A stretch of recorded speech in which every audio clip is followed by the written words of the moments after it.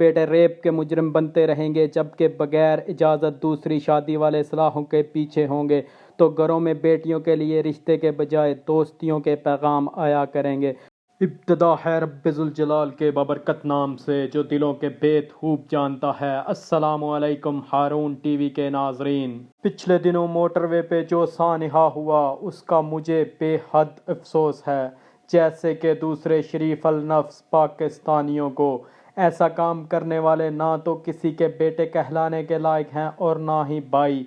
یہ اپنے والدین کا نام بدنام کرتے ہیں اور اپنے بہن بھائیوں کو معاشرے میں رسوا کرتے ہیں، لیکن اس میں کچھ غلطیاں ہم سب کی ہیں، والدین اور معاشرے کی بھی، جو کہ دوستو چند ایک یہ ہیں۔ اگر ماں نے بچوں کی بلوغت کے فوراً بعد شادی کو رواج نہ دیا، اگر بیوی نے دوسری تیسری اور چوتھی شادی کو لعنت سمجھنے کے کفر سے توبہ نہ کی، اگر مرد نے طلاق یافتہ خواتین اور بیوہ کی فوراً اور آسان شادیوں کا بندوبست نہ کیا، اگر ہم نے نکاح کو کاروبار کے بجائے فرض کا درجہ نہ دیا اور جتنا کہ نہاد ہو کہ مسجد میں جا کے جمعہ پڑھنا آسان ہے اسے بھی اتنا ہی آسان نہ بنایا، اگر ہم نے زنا کی طرف جانے والے راستوں کا سد باب نہ کیا اور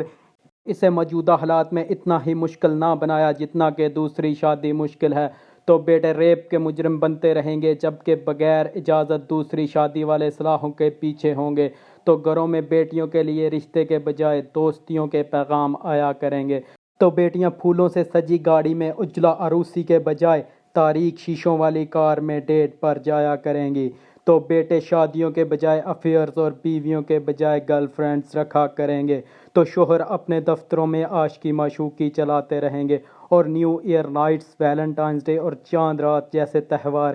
جنسی ہوس کی تسکین کی علامت بنے رہیں گے۔ واللہ یہ آگ تب تک ہمارے گھروں کو جلاتی رہے گی جب تک ہم شریعت پر عمل پیرا نہ ہو جائیں، جب تک ہم اللہ تعالیٰ کے بنائے ہوئے نظام قانون کو چھوڑ کر کفر کے نظام قانون اپنائے رکھیں گے، انسانیت کی بہتری نہیں ہوگی۔ اللہ تعالیٰ سب جاننے والا اور سب کو پالنے والا ہے، اس نے جس گناہ کی جو سزا رکھی ہے وہ حق ہے، اس پر عمل درآمد ہوگا تو ہی یہ سانحے رکیں گے، ورنہ بصورت دیگر یہ کام ناممکن ہے۔ جو نفع نقصان کا مالک ہے اس کی حکم عدولی کر کے ہم کیسے نفع لے سکتے ہیں؟ میں ہر پاکستانی سے گزارش کروں گا کہ یہ کفر کے نظام کو یہاں سے نکالنا ہے اور اللہ کا نظام جو کہ حق ہے وہ لے کے آنا ہے جس کے لیے پاکستان بنایا گیا تھا، اور اگر کوئی حکمران واقعی ملک کے ساتھ سنسیئر ہے تو اس کو بھی اس بات پہ غور کرنا ہوگا اور کوئی صورت نہیں ہماری بہتری کی۔ جو بھی میری اس بات سے ایگری کرتا ہے وہ اس ویڈیو کو شیئر کرے اور اپنے سچے مسلمان اور محب الوطن پاکستانی ہونے کا ثبوت دے اور کمنٹ باکس میں اپنی قیمتی رائے سے آگاہ کرے۔ امید ہے کہ آپ کو آج کی ہماری یہ ویڈیو پسند آئی ہوگی۔ ہماری مزید ویڈیوز دیکھنے کے لیے ہمارا یہ چینل سبسکرائب کریں